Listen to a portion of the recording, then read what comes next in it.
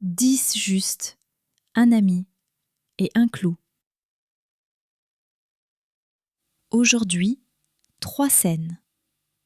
Une ville au bord du gouffre, un homme qui ose parler à Dieu et un autre qui tambourine chez son voisin à minuit. Sodome va être détruite. Elle déborde de violence, de péché, de mépris. Mais Abraham, lui, ne s'enfuit pas. Il reste debout, devant Dieu, et il ose. Et s'il y avait 50 justes dans la ville? Et s'il n'y en avait que 40, 20, 10? Et Dieu répond, toujours, parce qu'Abraham prie. Mais pas pour lui, il prie pour ceux qui ne prient plus. Dans l'Évangile, même scène, ou presque, un homme frappe à la porte de son ami. Il n'a rien à offrir, mais il insiste, il dérange, il tambourine, et il obtient ce qu'il demande. Jésus résume tout d'un mot: demandez, cherchez, frappez. Et pas une fois, frappez encore, même si c'est mal formulé, même si vous êtes fatigué, même si vous êtes à côté.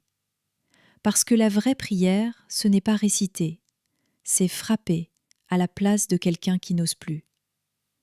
Et au milieu de tout ça, saint Paul lève les yeux, il parle du baptême, il parle du Christ, et il dit que Jésus a pris tous nos péchés, tous nos papiers sales, tous nos actes d'accusation, et il les a cloués, pas sur un mur, sur une croix. Pas de blanco, pas de dossier effacé, un clou et du sang. Alors aujourd'hui, c'est simple. Vous voulez prier? Priez pour un autre, pas pour vous, pas pour vos migraines, vos factures ou vos grands projets.